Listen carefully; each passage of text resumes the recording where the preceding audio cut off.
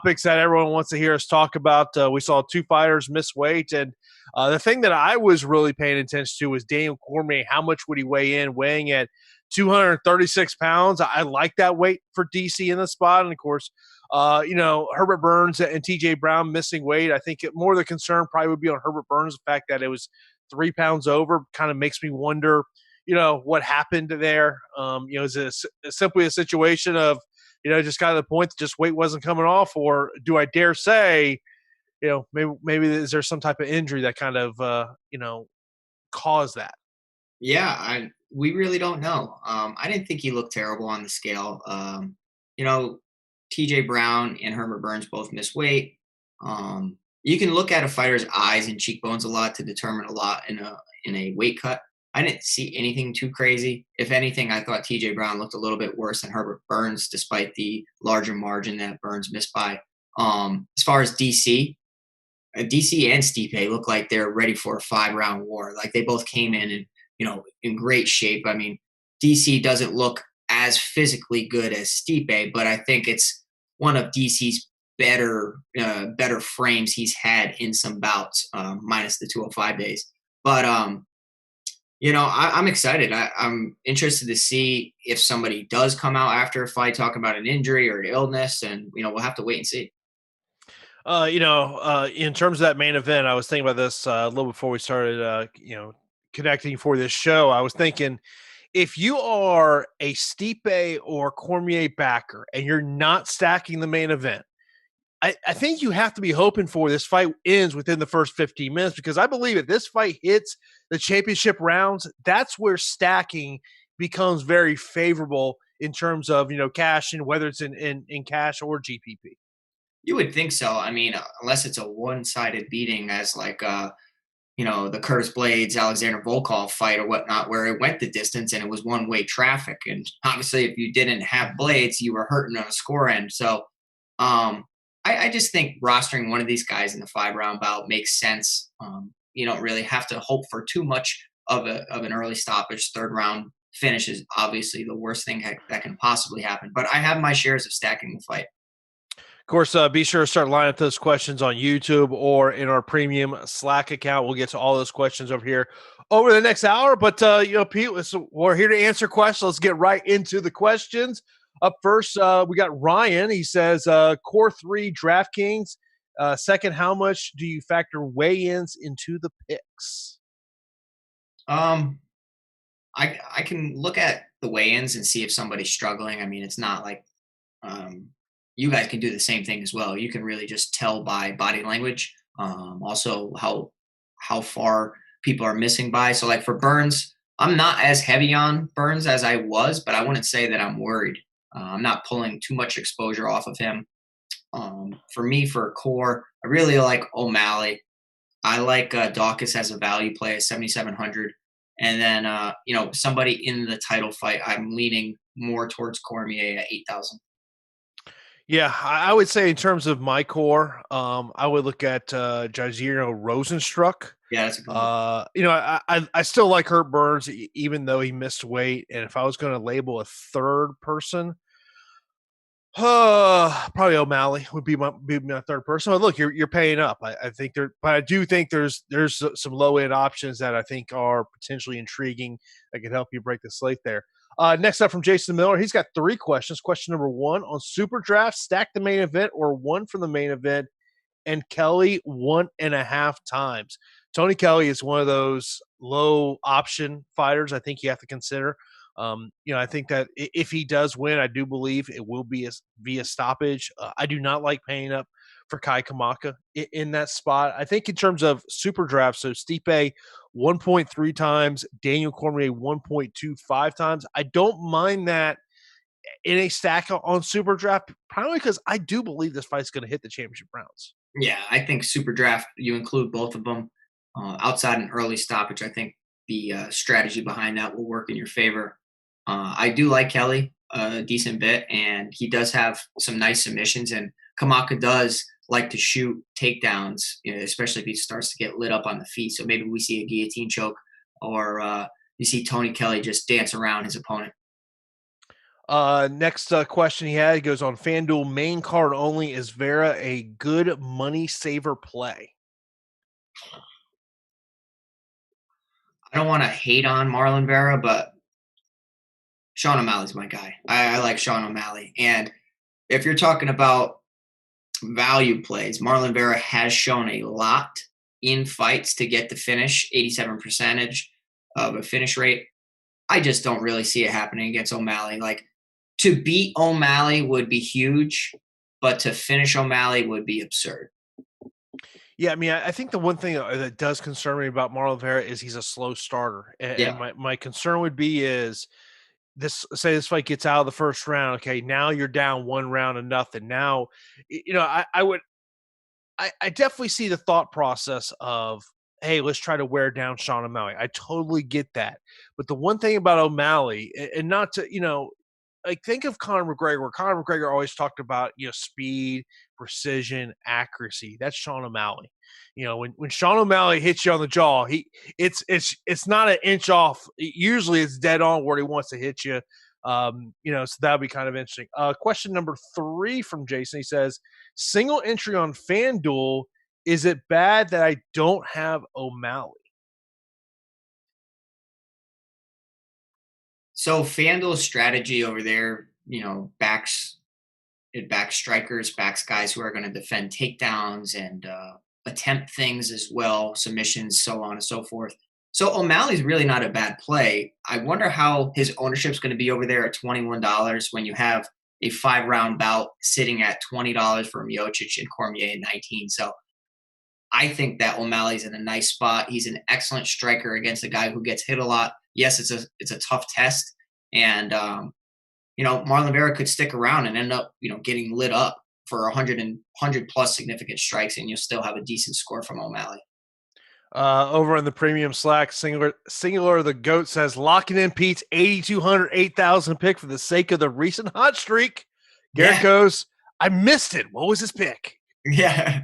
So for me, it's Cormier here. I think that he knows he needs this for everything. And, for him to retire after this fight, we were talking about it before the show, would be a little, I don't know, disappointing, because when you capture the belt to kind of pull like what GSP did to back away from the sport, it kind of throws a monkey wrench in the whole division's plans.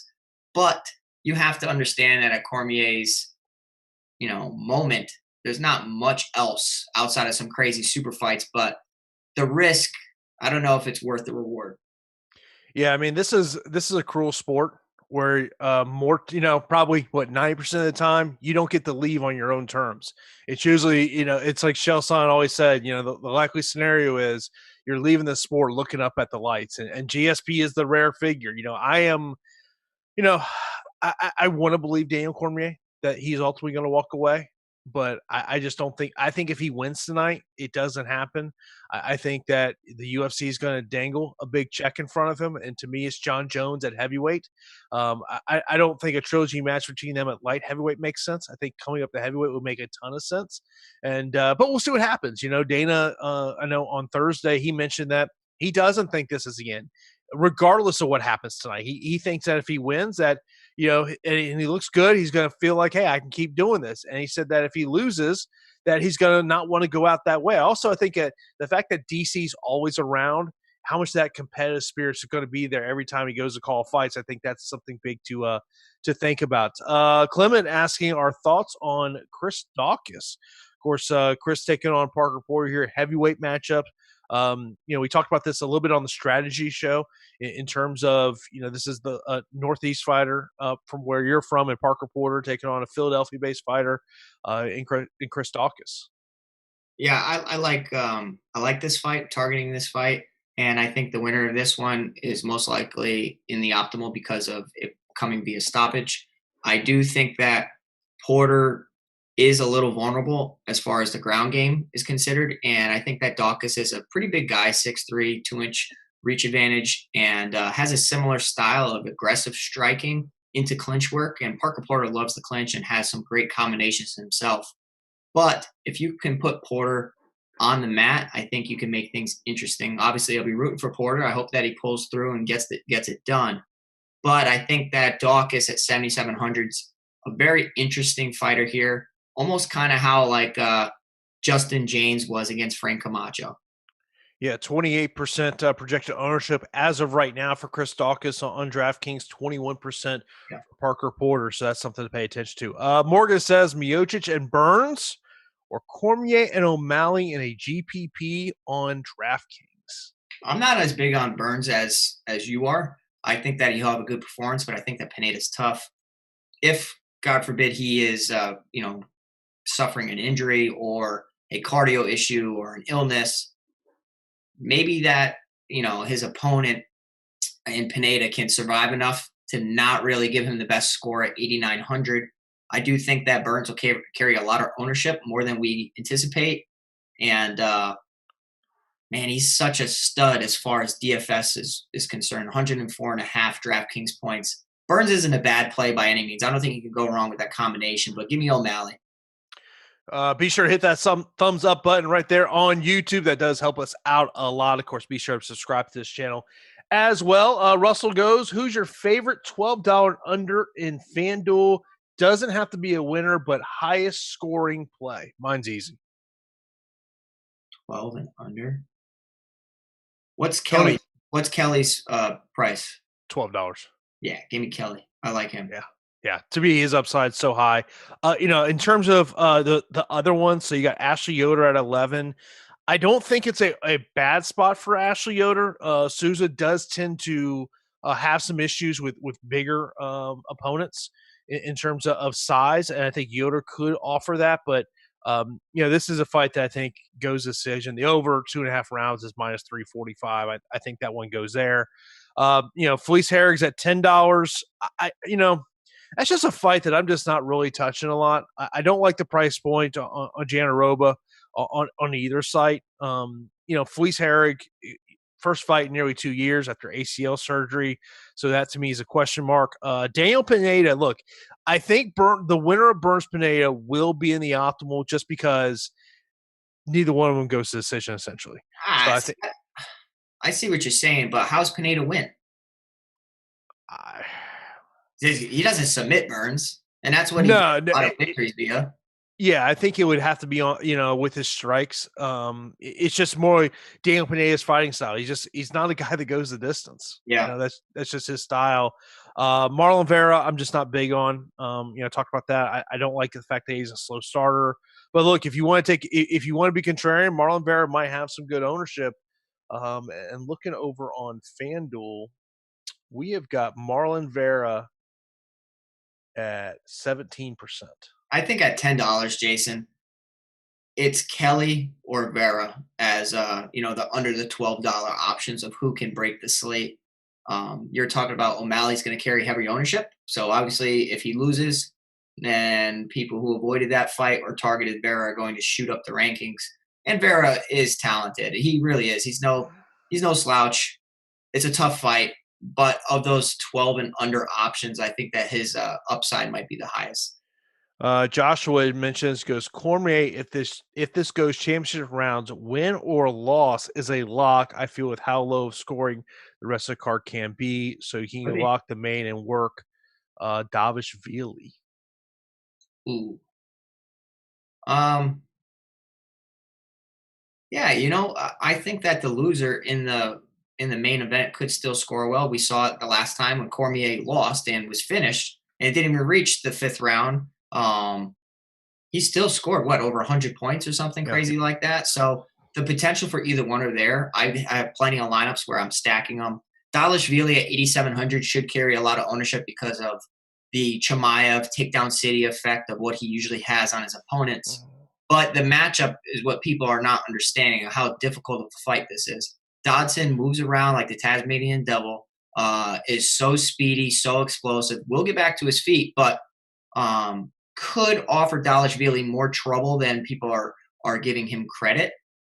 If Dodson does keep getting back to his feet, though, Jason, and he keeps getting taken down, you're talking about tons of elevated points. So I have plenty of Dalishvili.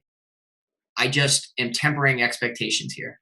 The thing about Dalishvili in his last fight where he scored 173 points on DraftKings was, yes, he had 13 takedowns, but the key to that score was 14 advances on the mat.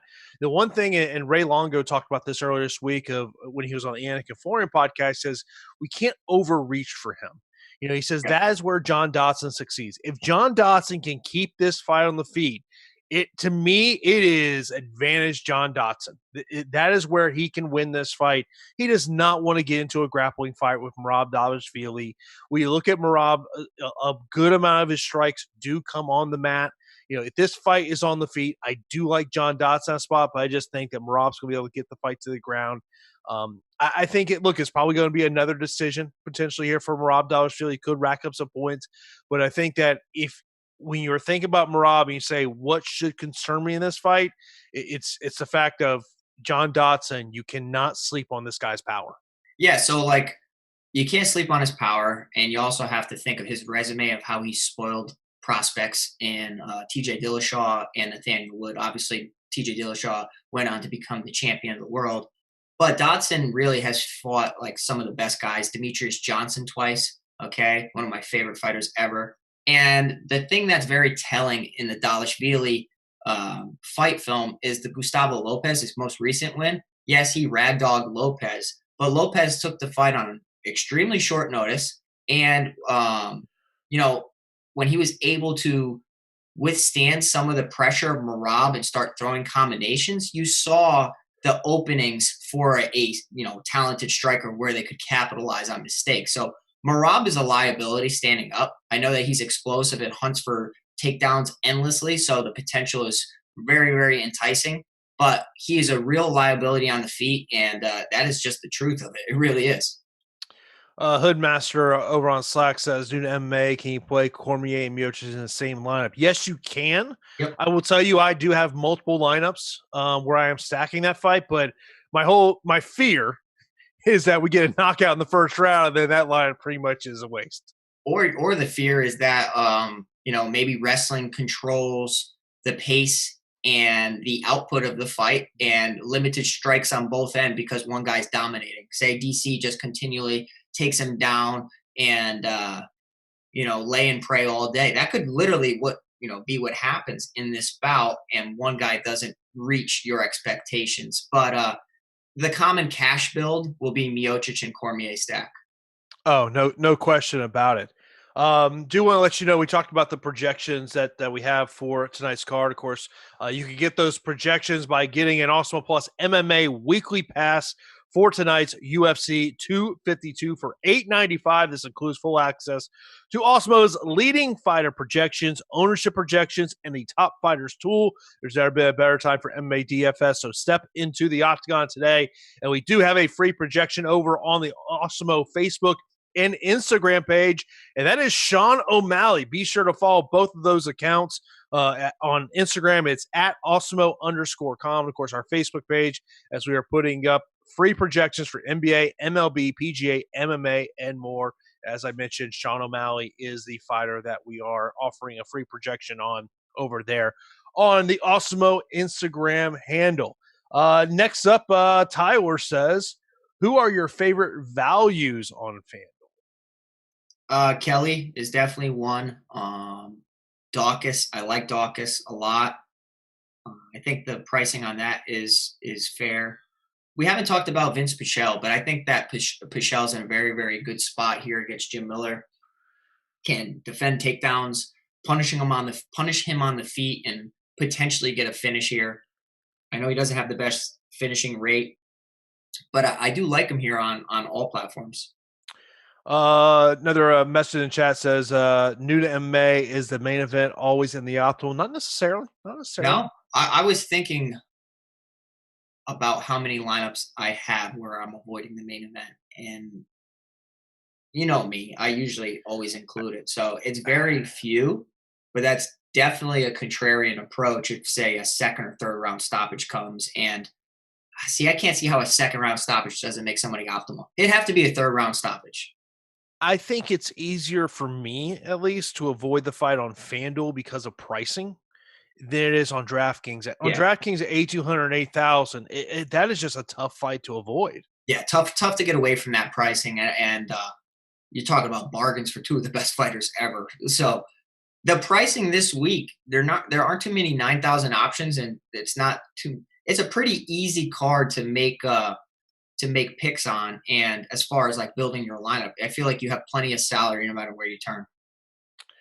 Um, Cameron says, is Dawkins this week's Justin James high usage underdog? Yeah, I mentioned that. Yeah.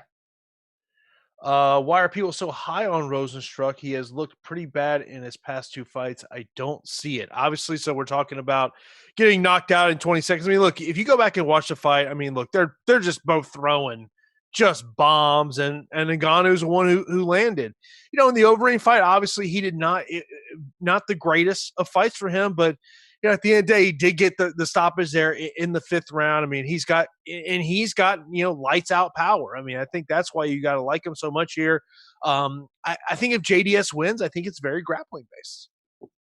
Yeah, I would like to think Dos Santos' coaches are sitting there saying, "Hey, JDS, we know that you love to box and that you built your career on incredible knockouts and everything, but you have such an advantage in this matchup. Let's go the path with least resistance. Let's take down Rosenstruck, who is just, I shouldn't say one dimensional, but he's pretty close. One of the closest guys to be one dimensional in that division. So take him down, and you could look at a nice score if JDS does go through that. I mean, American Top Team has been one of the hottest teams during quarantine, and that's just the truth.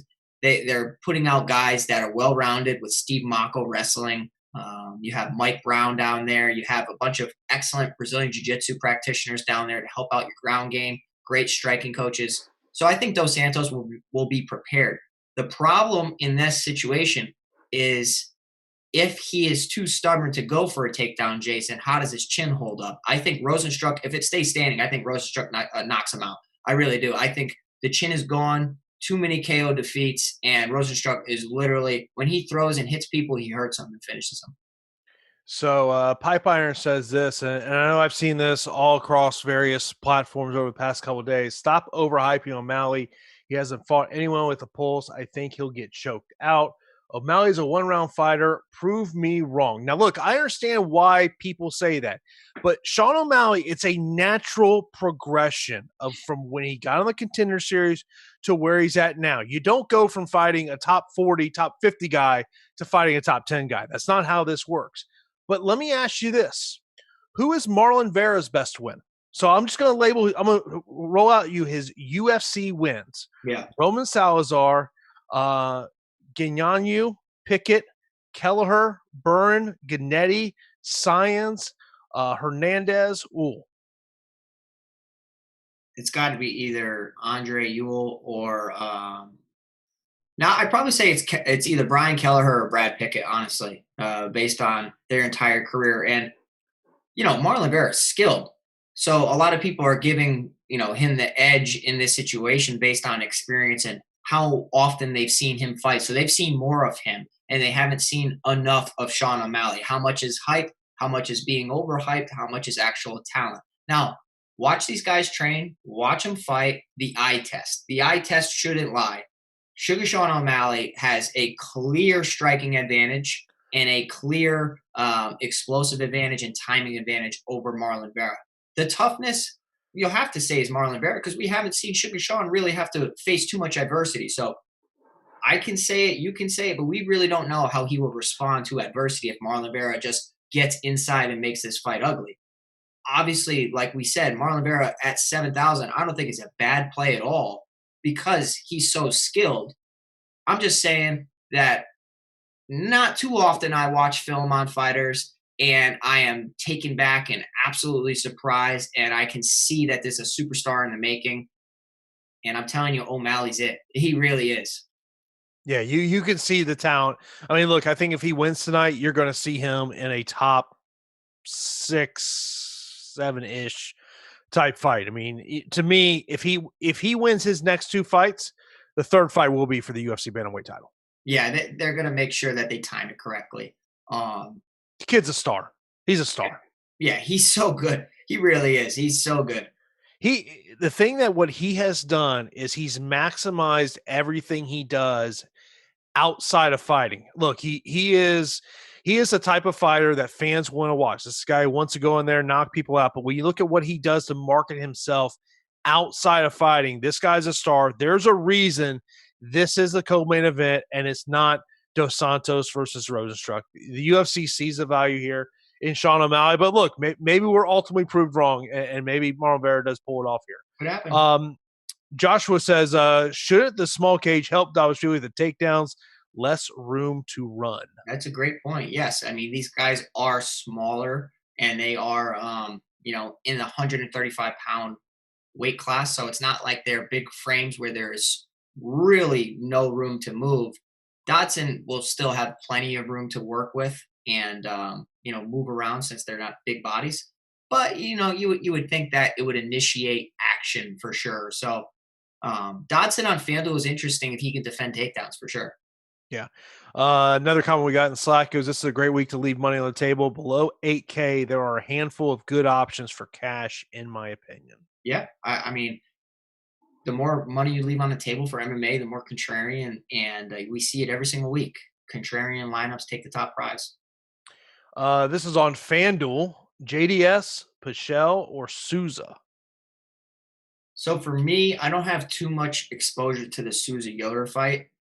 It's just like it makes my process of elimination a little bit easier when I'm able to eliminate fights or fighters. So I don't have too much in that fight. I like Pichel quite a bit. And, I like Pichel quite a bit. Yeah. Let's see here.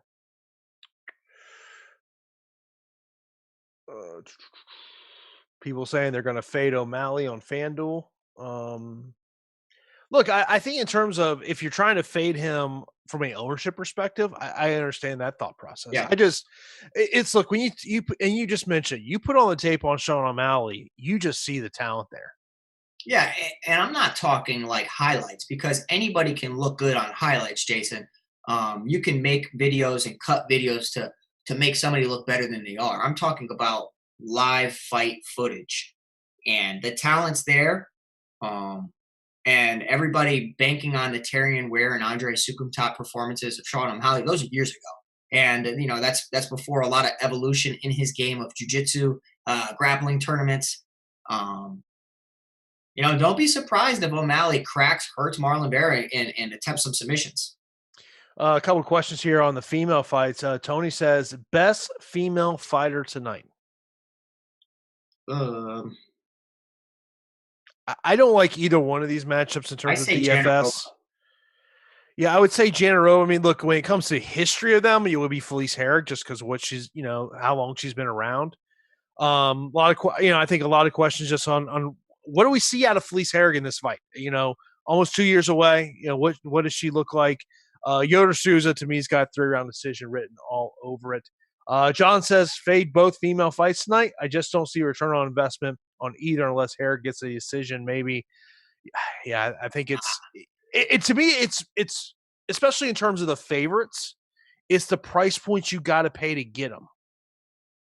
Yeah, but okay, so maybe these price points will make people pivot off of them. And you could have John Aroba, who's facing a fighter who hasn't been in the cage for 2 years. And literally back in late April, I believe, Felice Herrig posted an Instagram video of her just shadow boxing and barely moving and saying, my knee is finally starting to feel normal again. Bro, that is so soon. Like we're talking like less than 6 months from that video. And now she's back in the UFC against a fighter who is very, very talented, has an 80% finish rate, and will test Felice Herrig on the mat. I know Felice is very tough and was only finished against Randa Marcos in the Ultimate Fighter. But Jada Roba at 9,000, don't be surprised she goes out there and get a round one sub. Alex says Stipe and Chavez or Cormier and Dawkins. I have Cormier and Dawkins in plenty. Chavez at 7,400 is interesting because we've seen Brown in his losses get finished via TKO or submission. Chavez, outside of his past 3 fights, is really a decision machine and has a finish rate of only 30%. So, 7 of his victories are via decision. And his past 3 fights, Jason, past 2 of them, are facing guys a weight class lower, typically. Like they're 135 pounders, and this fight is at 145 pounds. And I know Chavez competes at 145 pounds, but it's almost like he's been looking for easier fights facing guys that are in lower weight classes. Chavez looks great at weigh-ins. Like he looks like in great shape and ready, but can he stop the takedowns and the explosiveness of TJ Brown? Because in Chavez's losses, he was ragdolled. Speaking of Chavez, Pichel and Souza or Dawkins and Brown? Pichel and Souza or Dawkins. Give me Dawkins and Brown in that scenario. I kind of like that. Guys, thanks for watching. We appreciate you guys. We got almost 500 people. If you guys can get us over 100, 120 likes, that'd be awesome. Please do that. Kelly or Chavez? That one's easy for me. Yeah, Chavez is more of a, I would say, GPP dart throw that could have a surprising KO, but I feel so much more confident in Kelly. Who's your number one play on FanDuel? I don't have much on FanDuel this week, bud. Let me look. So while you look, I'll just tell you, I really like Rosenstruck at $17. Yeah. I like Burns. He's at 19. Davishvili, he's a potential slate breaker on all platforms just because of that takedown abilities that he has. Yeah. Okay. So you mentioned all studs. So let me try to help. Look. He said number one play. Yeah. Okay. So I take that as who am I the most comfortable with? How about this? Jane Roba at $17 against a fighter who hasn't been in there in 2 years. I don't know if I'd say one, favorite fighter, but she's up there. This is the thing is, I don't know what to expect out of Felice Herrig, but what we have seen about Felice Herrig is, and you mentioned she's only been finished once in her career, and that was in a quote unquote unofficial fight on The Ultimate Fighter. Felice Herrig, for me, she looks really, really lean, like really, really, really lean, and I just question who she has around her as far as like skilled training partners. And I know Jana Roba doesn't have the best gym, but she is training jiu-jitsu 24/7. So it's like, give me Jana Roba against the person who's looking to just come back and be relevant again. 17 of Herrick's 22 pro fights have gone the distance. Of who? Of Herrick's, yeah. But we were talking before the show, what fighters has she fought that really threaten submissions? Mm-hmm. If you're getting, like, I like Randa Marcos a lot. Okay boxing, okay wrestling, okay ground game. She submits her. What does Jana Roba do when she has an 80% finish rate, okay? She has tons of finishes on her belt, is like a full-time, lifetime BJJ practitioner. Give me Jana Roba. I think I'll gladly take the low ownership. And even if it's just via decision, I think she could have some surprising scores because she scored 3 takedowns against Carlos Esparza. Someone asked a question about a FanDuel MVP, and this is a fighter I do not have in the MVP spot. Oh, boy. TJ Brown. Yeah, okay. So he can break the slate, too. Like I said, he has the takedown city potential. Can he avoid getting clipped, hurt, and rocked? TJ Brown goes for it, man. Like, he really does. He's like a round 1, round 2 type of finisher that really likes to get people out of there quick. 14 wins, 93% finish rate. But you have to think about when he was fighting Jordan Griffin, right? He was ragdolling Jordan Griffin. Ragdolling. He scored 63 DraftKings points in a loss. Okay? And that was before he was put unconscious. So, like... Second round, right? Second round. That's a score that's not even from the third round. So his submission defense is not there, but the potential for TJ Brown is there. Someone brings up about John Dodson on FanDuel. If he can stop takedowns, he can get you some good bonus points. That's what I'm saying, man. On FanDuel, it's a different type of strategy. You got to target guys that have striking output and potential, and other guys that have takedown defense potential, reversal potential. submission attempts potential. So definitely a different dynamic over there on FanDuel. Tristan says, overweight on Dawkins, good or bad? I hope it's good. I have plenty of Dawkins. And I don't have too much Porter. I have to make stands on the card in order to really find the lineups that I like and the fighters that I want. It'd be easy to just, be wishy-washy on the whole card, but I think Dawkins gets it done here. John says, question of the night. What's Pete drinking? Pepsi. I'm being bad. It's just Pepsi. Dawkins or Dotson on FanDuel? I feel more comfortable in Dawkins. I agree. I mean, both guys didn't look good on the scales. Like they're both, I shouldn't say out of shape heavyweights, but they're not in the best shape physically. Someone asked about Core on DraftKings. It's the main event, either whether it's having both or one or the other. Yep. And I would say Rosenstruck is another core of mine, especially at that 8,400 price. Yeah. So if I'm staring at fights that I think are pivotal, main event, Rosenstruck, Dos Santos, I think that's optimal regardless of who wins that. Yeah, I think those are fights that I'm really, really targeting. Someone mentioned, how about Vince Pichel in the captain spot? It's interesting. You know that Miller's gas tank, he admitted it in an interview, isn't where it was. He's been struggling with his cardio. I know that he took the fight on relatively short notice, and I know Pichel did as well, but from some of the footage I was seeing in camp, it almost looked like Jim Miller was like, well, you want to take the fight on 2 weeks or 3 weeks? I guess so. Okay, let's do it. Someone asked about Marab in the captain spot, Yeah. and so or in the MVP spot. We've got him at 10% ownership at MVP. The only ones higher. This is on FanDuel. I can pull up DraftKings, but this is on FanDuel. The only fighters higher than him are Cormier, O'Malley, and Burns. Yeah, that makes sense. I mean, Dallas really is his floor is very high because of the takedowns, and you know what he's going to do. He's going to take John Dodson down. It's just how many times. I think another interesting MVP or captain, whatever you want to call it, that could break the slate would be TJ Brown at 8,800 if he's able to avoid the KO. I really don't like playing those captain contests on DraftKings. Man, it's not my style, bro. It's not my style. Like I try. I'm a showdown king for other sports, but for MMA, not so much. The pricing is what kills me. Yeah, it's like you got to have you got to one or two underdogs. I don't mind that, but it's like the limited fights that they include. Like it would give me Kelly or Dawkins, or you know what I'm saying. Like I don't know, it's tough.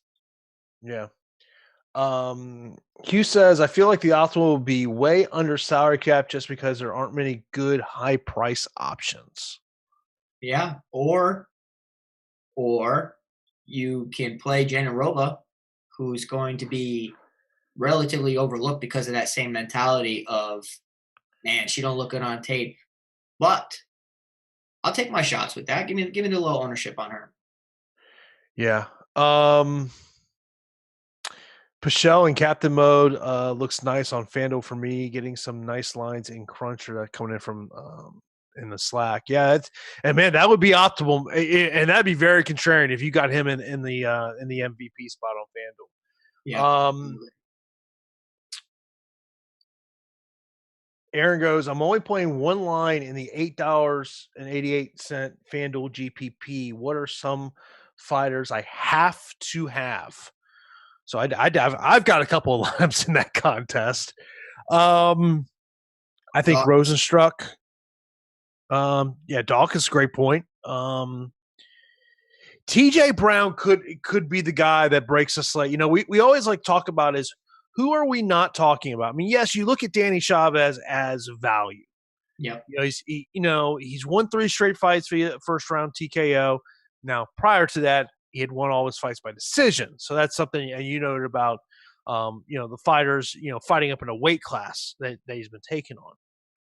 Okay, so let's think of who we're not talking about. We're not talking about Kamaka. Like, we're really not. And I think that he could go pretty overlooked. And I think it's warranted, though, Jason. Truthfully, 14% finish rate in 7 victories. That's not good against a guy who I think is extremely skilled in Kelly. Not talking about Porter too much, who has an 89% finish rate, heavyweight, sling and leather. Anything can happen. Somebody gets clipped on the chin. The variance in those type of fights is crazy. So maybe look at Porter as a contrarian option. Um, Not talking too much about your girl Yoder. 7,600. She's training at CSA for kickboxing and probably will be the bigger fighter in this situation. Does she utilize it? She most likely will not get a finish over Souza because her victories come via submissions. That ain't happening. But she could get a nice decision at 7,600. When I spoke to her about 2-ish weeks ago, my Yeah. biggest takeaway from the conversation was her just simply saying that she's mentally in a better place, and Pete, you can talk about this of how much mentally, if you are not there, how much that can affect you in the fight. Oh my God. So if you're distracted by any means and you lose focus by any means, now you get clipped with a shot, you get taken down, you get your guard passed, you get a submission put on you, you need to be attentive from bell to bell, from the first second to the final second of the 15th minute. You know what I mean? Like, you need to be there, you need to be present. So distractions are big, injuries are big. Confidence is probably the number one thing in fighting that can really determine the outcome of fights. Some guys are fine with getting their butt whoops for 2 rounds, 2.5 rounds, and working towards coming back because it's how they train. But if in the training room they're dominating all the time and they're not receiving any resistance and they face that under the lights, under the pressure in front of the cameras, how do they respond? So pressure either, bust pipes or it builds diamonds. So, how are you going to react? You know what I mean? Next question comes from Slack. Says, how do you guys feel about a Parker Porter knockout tonight? He looks nice for me and Awesemo's fighter tool. Okay, so if he wins, I think it's via knockout, and he's done it in the past. The guy's fought, Gabriel Gonzaga actually fought John Jones, believe it or not. If you go back in his record early on, I think when he was 2-0, John Jones KO'd him. But Porter's tough. Porter's tough, and he knows what his game is, to keep it on the feet and throw hands. Dawkins has been hurt in his fight against Azuna Anyanwu, so maybe a shot lands, but I also see Dawkins landing heavy shots and dropped Azuna Anyanwu, who was on the contender series and looked great. So I think Dawkins is in a nice spot here at 7,700. Of course, coming up here in 45 minutes from now will be MLB Live Before Lock. And before we get back to questions, I want to let you know about the fantasy football draft kit we have here at Awesemo's. We're excited to bring our inaugural season-long fantasy football and best ball draft kit using the same tools that have helped make Alex Awesemo Baker the #1 daily fantasy sports player. We've compiled a package that will revolutionize the way you prepare for fantasy football drafts for only $29.95. Our draft kit includes everything you need to prep, including rankings, projections, sleeper tools, loads of content from our experts, and the draft wingman, which will update team projections in real time based on who you've already drafted. And as an added bonus, new members of the FFPC, your home for pay-to-play season-long fantasy football leagues and contests, get a $35 credit when they sign up for an Awesemo draft kit, which basically makes it free. Don't miss this one. Dominate your fantasy and best ball leagues today. Next up, we've got a comment that says Jim Miller has too much experience. He has good submission defense. Here's my concern with Jim Miller. What happens if he doesn't get the first round finish?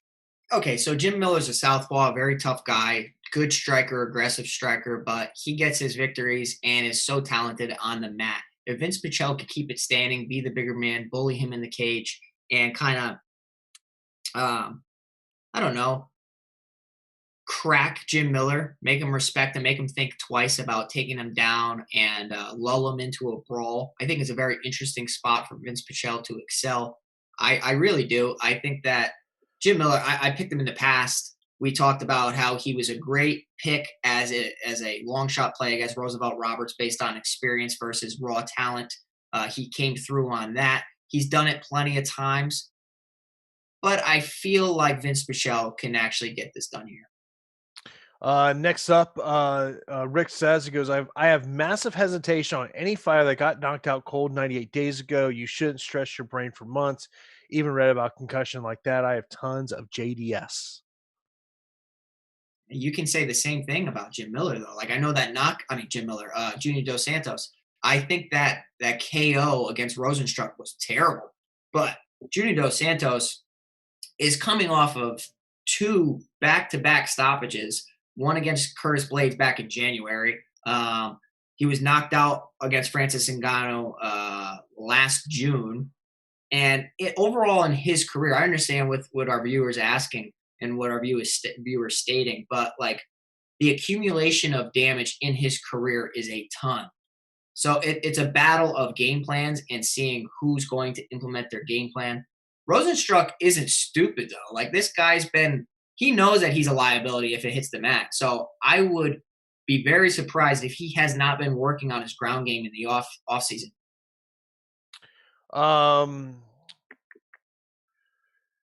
There's a lot of people who are hating on Sean O'Malley, man. Yeah, I'm surprised. And I think it's trying to I don't know. For me, I'd rather be early on the hype train than a little too late. And I think this is a spot similar to how like Conor against Chad Mendes. I know totally 2 different styles and 2 different types of fights, but I think the hype amount around O'Malley is warranted. It really is. Jason, we got 600 people in here right now. That is insane. We appreciate you guys. Thank you so much for the views, so much for the content, the questions. My goodness. Let's hit that like button. Let's see if we can get 200 today. I appreciate the tip there from Cameron. He says 2 of 4, Merab, Burns, Brown, and Janarobi. Merab, Burns. That's a good selection. Like Brown and Janarobi. That's like, a good selection. Okay, the chalk would be Merab and Burns. Yep, I would agree.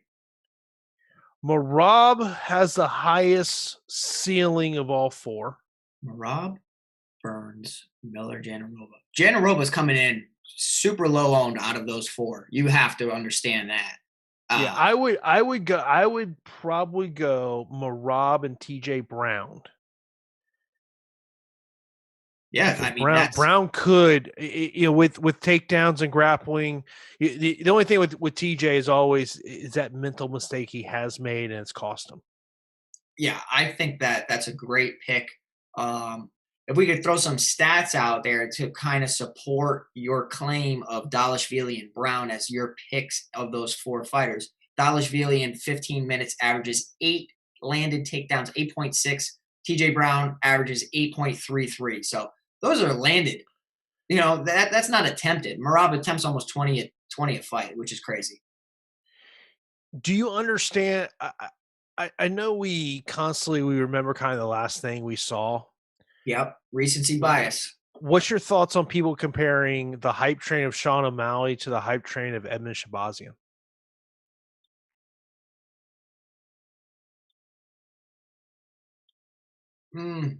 Hype's way bigger for O'Malley, though. Yeah, way bigger. I think the reason Shabazian is so hyped and I was on him was because who he's managed by in Ronda Rousey and what he's done so quickly. We've actually seen more of Sean O'Malley than we have Edmund Shabazian, though. And we've actually seen growth.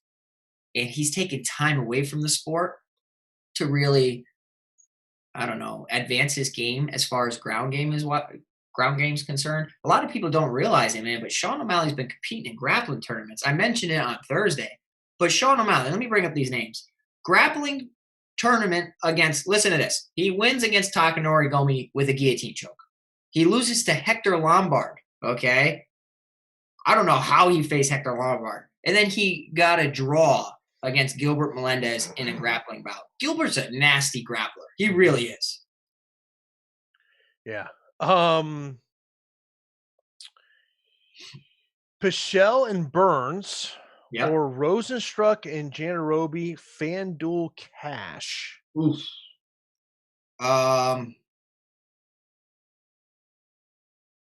What do you think on that one? That's a tough Ooh. Thing is, I think you've got Pichelle Miller. Pichelle, I think you got if he wins, it's probably by decision. Janarobi wins probably by decision, just because of Felice being as durable as she is. I might go Rosenstruck and Janarobi. I like that. I think that's a little contrarian too. People are going to be off Janaroba, whatever her name is.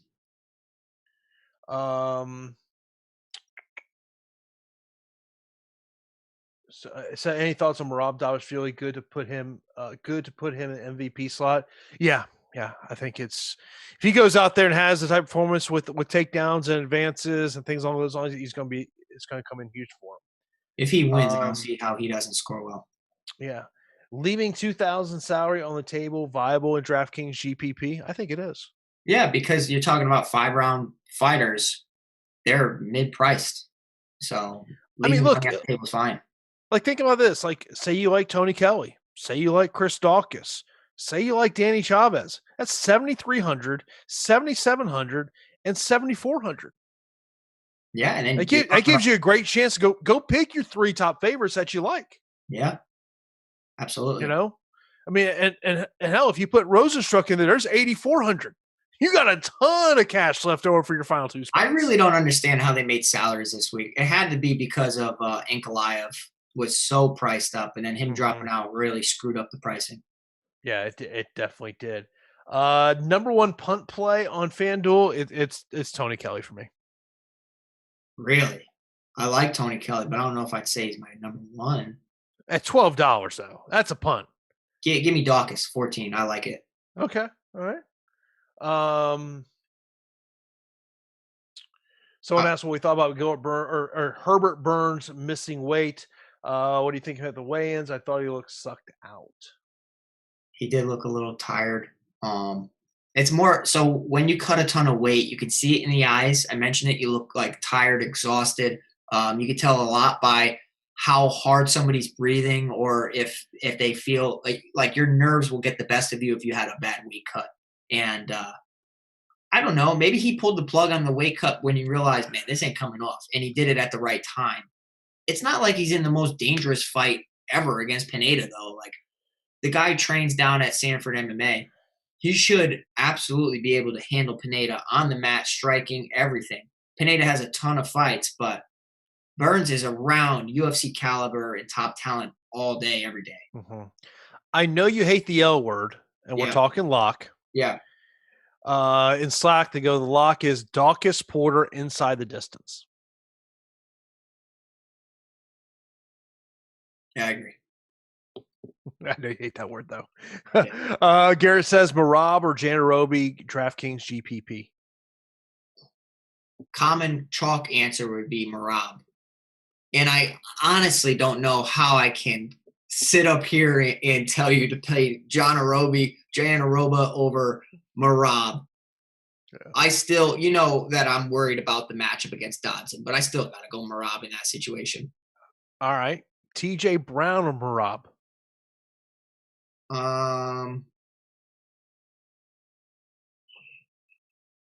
Give me TJ Brown.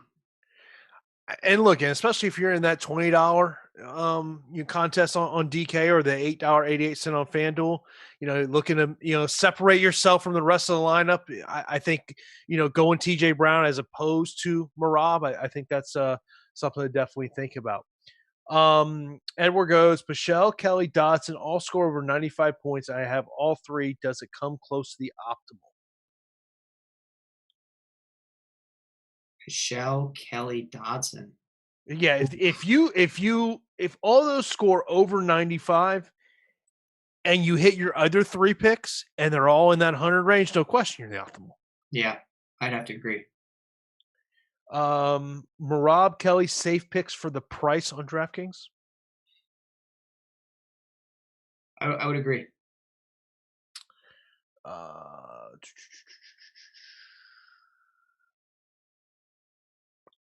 Can you name a few fighters that you really don't like on DraftKings?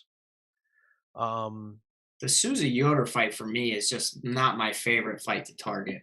It's just Yeah, I think it's not a good DFS fight. Excuse me. I would say Kamara is another one that might be my least favorite on the card as far as like price for what? 8,900 for what?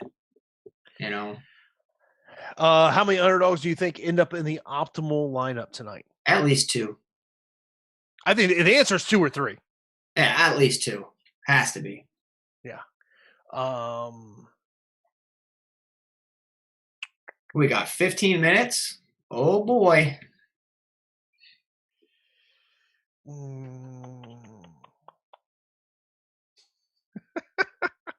What? Rhett goes, quicker finish, O'Malley or Jason dropping his neighbor from mowing the lawn at 8 a.m.? Yeah, probably the lawn. Yeah. Bro, I had to go walk my buddy's dog this morning at like 7:30, and there was a dude mowing his yard at 7:30. I'm like, ooh. Yeah, I'm tempted. Crazy. Man. Yeah, you trying to piss off the neighbors, you do that. Yeah, right. Trying to. I had a question for everybody, and I can't think of it. Hold on, keep going. All right, we'll keep going. Who are the chalk plays on FanDuel? So let me pull up the old ownership here. O'Malley.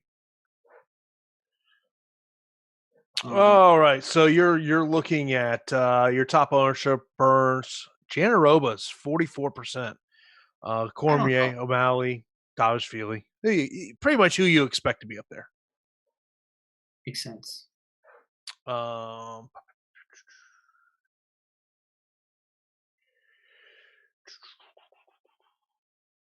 Is Pichel and Miller going to break the slate? I say no. You're talking about guys that have a 69% finish rate, 67% finish rate. Miller has basically 50 fights, so he's very intelligent in tons of situations. Maybe got a little lucky in a few of the fights. I don't want to say luck. He's very skilled, but the Clay Guida ran right into the guillotine. Roosevelt Roberts left his arm out there, after trying to, play the ground game with Jim Miller, which was not a great game plan. What happens if somebody's able to stuff takedowns? Even though Pichel's takedown defense is terrible. But I think the punches and the striking, people don't realize punches and striking and good footwork can defend takedowns than actual technique as well. Someone says, would we stack Stipe Cormier in tournaments? Yep. I am. Yeah, I have plenty. And we're not big stacking people in MMA. Anti-stack. I just think the price point on DK, it's hard not to.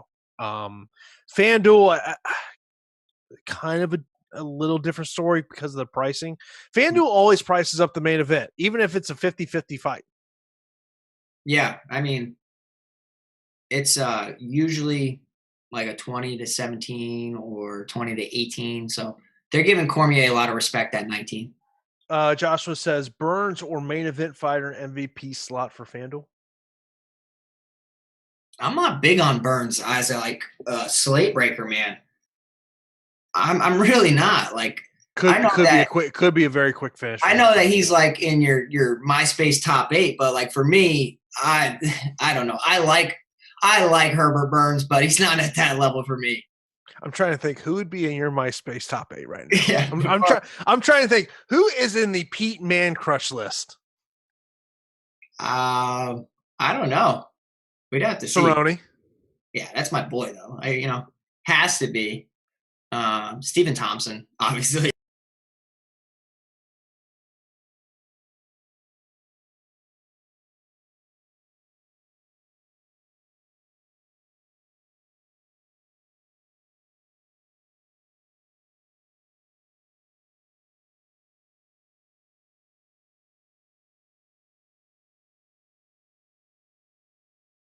Everybody's bold call to break the slate.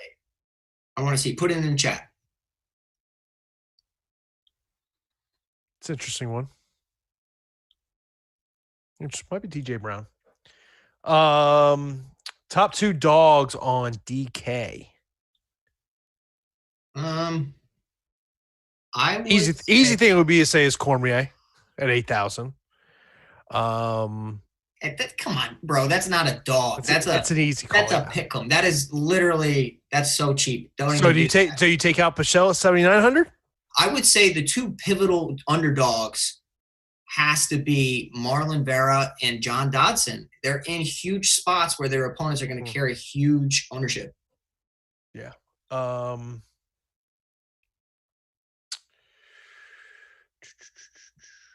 Is it too risky to fade O'Malley? No, because if he doesn't get a KO, I don't know how the fight's going to go. I think he wins pretty easily, but we'll have to see. Well, you see everybody saying what they're saying for slate breaker. Junior Dos Santos getting a lot of love. I feel like if Junior wins, I'm just – is it wrong of me to be concerned that he doesn't get the points you would hope for?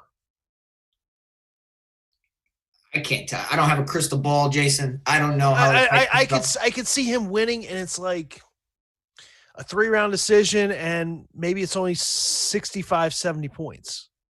No, I can't see it being that low. I think a mid-80s is a little bit more realistic. His output is nuts. 6.8 strikes per minute against a guy who absorbs 4 strikes a minute. It's a fight. He could be a little bit more gun shy because he's worried about Marlon Vera's power and takedown potential. But I don't know. Jeremiah asked on FanDuel in a single entry, who's going to be your MVP spot? God. My favorite contests. I had some good luck last week on FanDuel, so I'm feeling FanDuel right now. I mean, not me.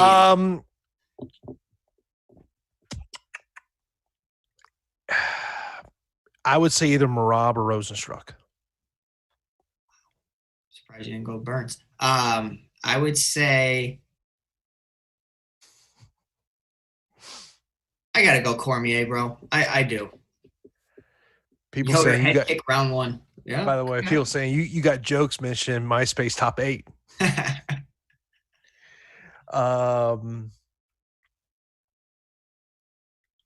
Stack DC and Miocic or play Pichel with DC DraftKings GPP. I have both. I really do. Do you think the title fight is going to be competitive? Because if you think it's going to be competitive for multiple rounds, stacking makes a ton of sense. 8,200 to 8,000. These guys should be priced up at the 9,000. Obviously, you can't have 2 9,000 fighters fighting each other, but it just goes to show you how close this fight is. Vegas has it as a pick 'em. Everybody's slightly leaning towards it going the distance as well. So I think stacking's pretty optimal.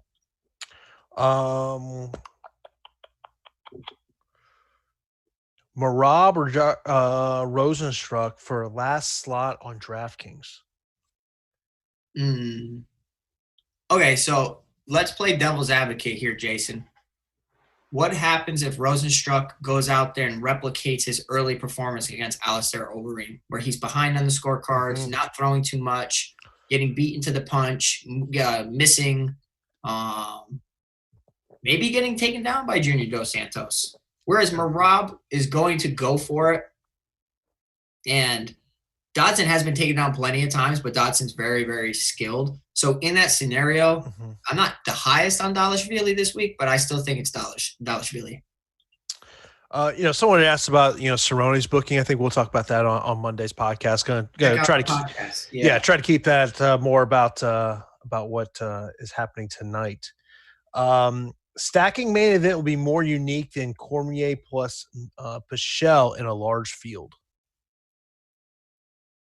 Okay, so stacking fights in GPPs are a little less uncommon than in cash. Cash stacking fights, targeting fights to stack is a great strategy. So not often are stacked fights in the optimal lineups in GPPs. Very few cases it works, but this looks like a nice spot where it can work.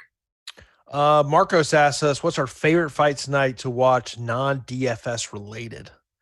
It's easy to it's real easy for me to just say the main event because I am really looking forward to that fight. If I was not going to say the main event, it's O'Malley for me, bro. I was thinking that. I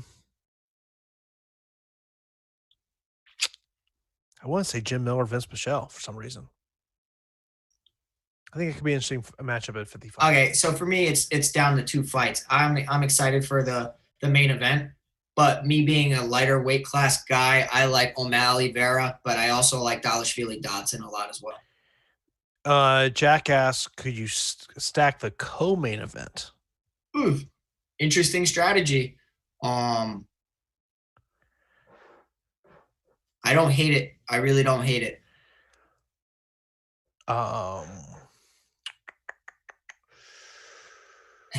Hugh.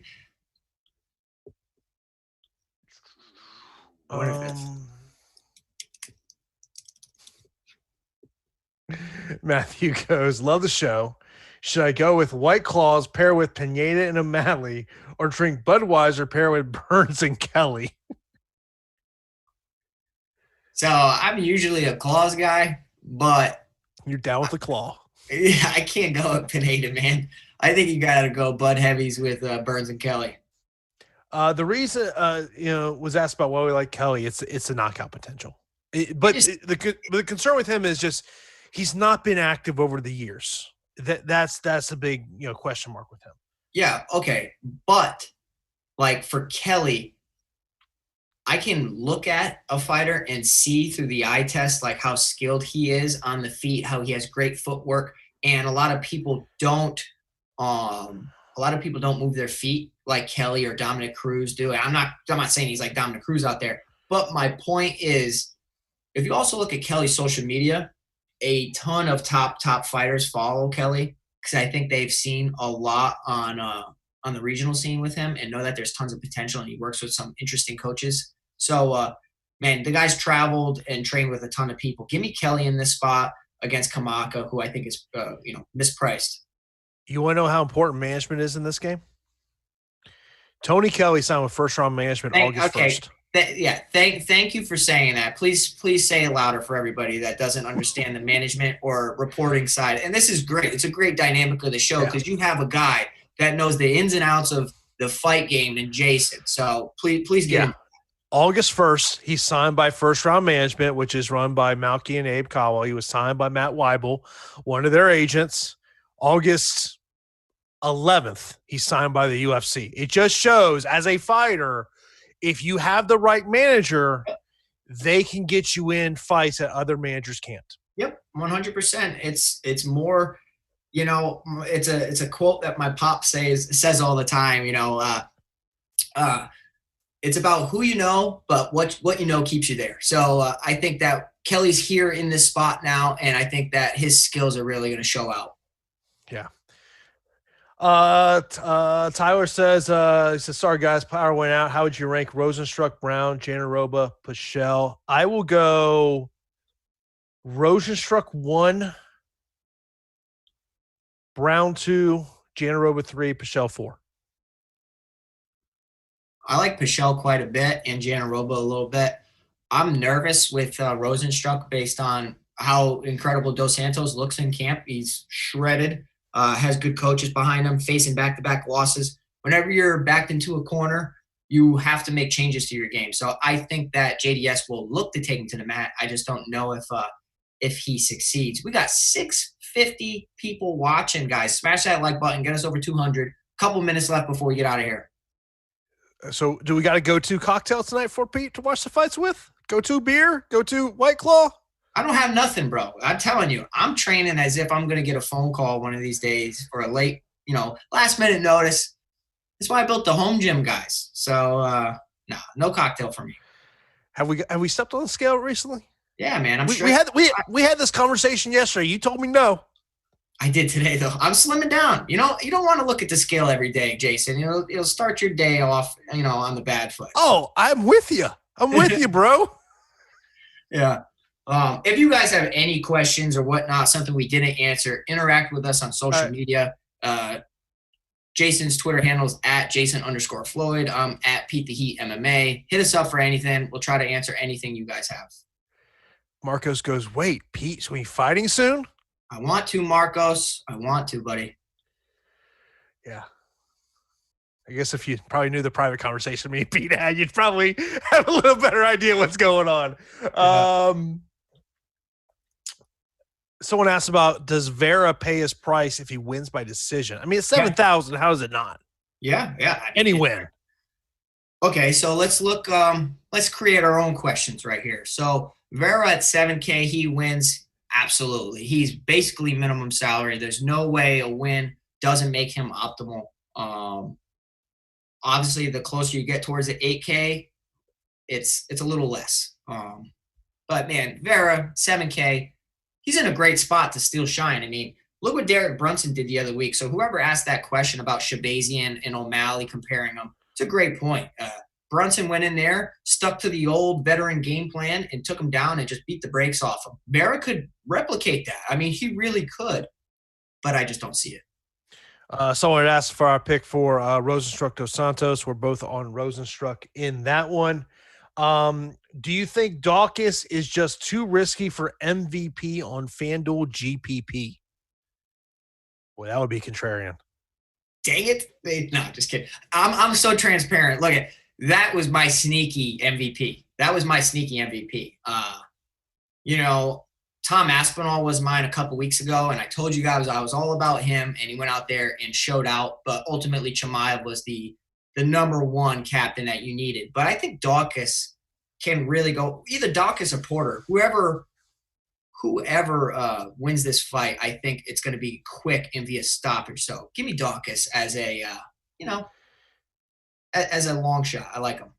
Pete, they're trying to sign you up to take on Chimaev. I would take that fight in a heartbeat, but bro, you might look like 3 weight classes apart. Not anymore, Jason. No, I'd make it. Yeah, that would not be a good fight for me. Let's be real. Give me a striker. Exactly. Let's leave on this one. A question about the main event: is fading the main event even viable? I don't know, man. I need to. We have some time to go through lineups. Like maybe you and I would get on a conference call or something. But I gotta see if I have any lineups avoiding the main event. I don't know. I really don't. I don't think I have one lineup that does not have the main event. And like I've said throughout this show, I think it's hard to avoid that fight on DraftKings. I think you could avoid it on FanDuel. I know once we get off here, I'll start really taking a deep dive into my lineups. Yeah. And probably more on FanDuel. Look at not putting Miocic and Cormier in there, but man, my one fear is if it's a competitive fight, it has the championship rounds, both these guys could score really big. How does a guy at 8,200 at 8,000 win a fight and not become optimal? You would literally have to talk about the perfect scenario for that not to work out. Man. Yeah, I think that our viewers are right on. And you guys are great, man. So much support, so many positive things you guys say in there. You guys are awesome. Of course, as Pete mentioned, be sure to give us a follow on Twitter. He is at Pete the Heat MMA. I am at Jason_Floyd. Of course, we will be back next week. Fight night card. Pete, I'm so in tune to this fight card. I can now tell you who the main event is. It's Munoz Edgar. I've heard some rumbling. It's only a 3-round fight, though. Yeah, I heard that as well. Shout out to my boy Frankie. I hope he does it. I lived with Frankie for a couple weeks. I really hope he does it. Looks shredded, but man, later on in your career, you're dropping weight class. It's not the best look.